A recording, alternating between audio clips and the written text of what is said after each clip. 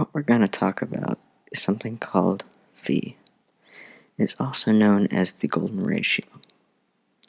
Just to let you know, I may interchange the terms phi and golden ratio throughout this. Do you know what these things have in common?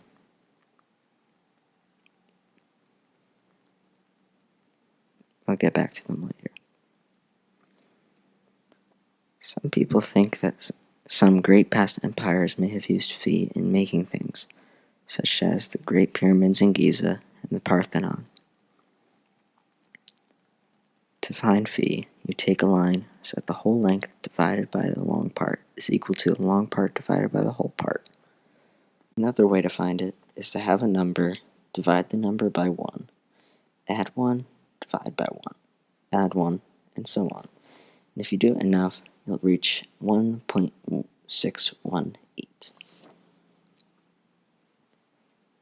Phidias, Plato, and Euclid all studied or used the golden ratio at some point in their studies.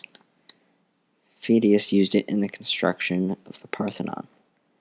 Plato considered it to be the most binding of all mathematical relationships, and that it was the key to physics. Euclid found a link of phi to the construction of pentagrams. An Italian named Leonardo Fibonacci discovered the unusual properties of a numeral series, but it is unknown whether he realized its connection to phi or not. The thing that he is most known for in math is something called Liber Abaci, a book about the history of arithmetic.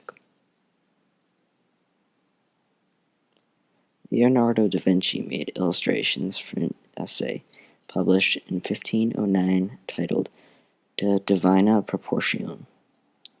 The earliest reference in books to another one of its names, the Divine Proportion. The book has drawings made by Da Vinci of the 5 Platonic solids. Platonic solids are tetrahedrons, cubes, octahedrons, dodecahedrons, and ixahedrons. Da Vinci first called it the sectio aurea, which is Latin for golden section. Artists during the Renaissance also used phi a lot in their paintings and sculptures to achieve a beautiful work of art.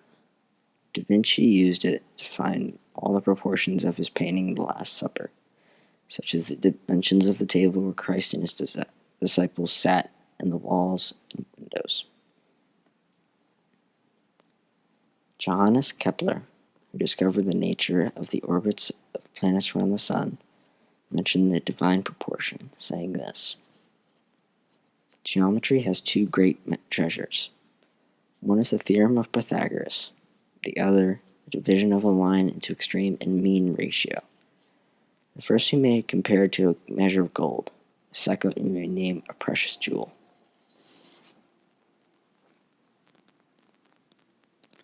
It's believed that the German mathematician Martin Ohm was the first person to use the term golden when describing a golden ratio.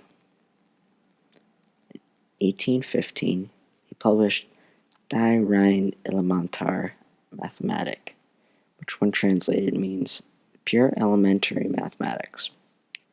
The book is known for containing the first known usage of the term goldener Schnitt, which when translated means golden section. Okay, so to recap, we've gone over some of the history of phi and the golden ratio, such as where the term came from, first uses, some places in art where it's been. We saw some historical mathematicians who used the golden ratio, whether knowing its name or not.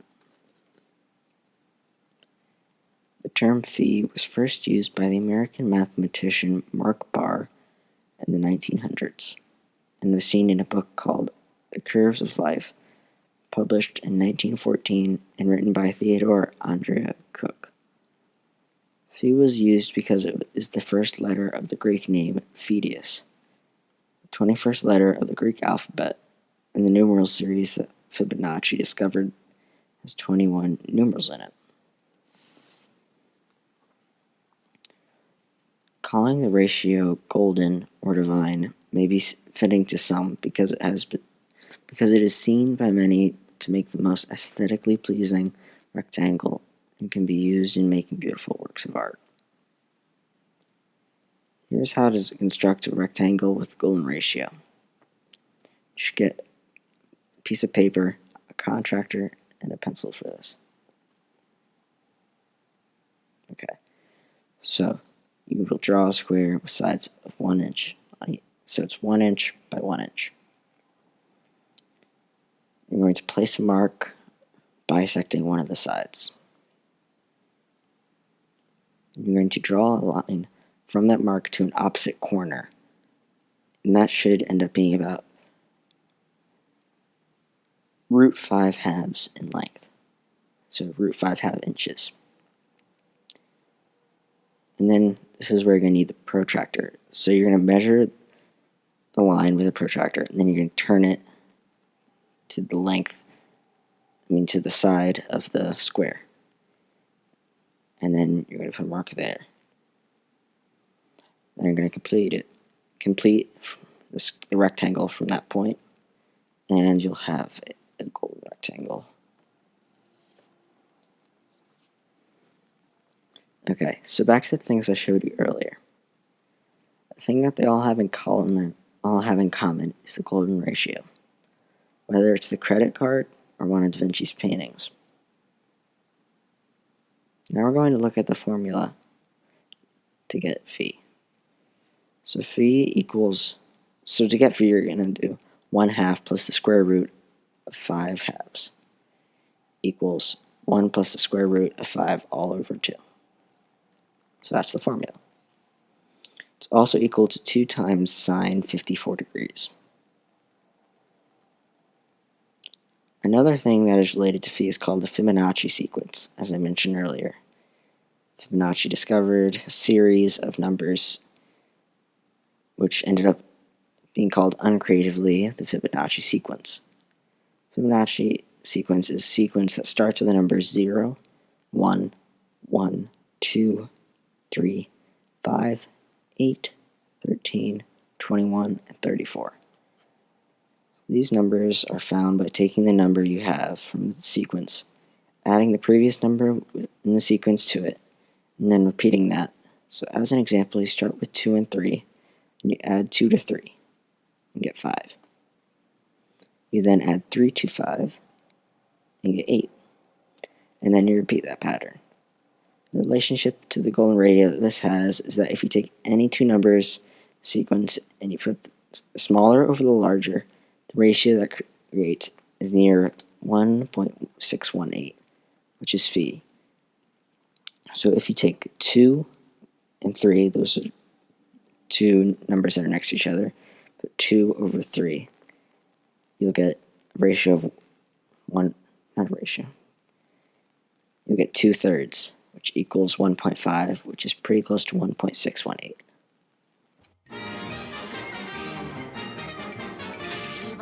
Yeah, that's all, folks. Interesting.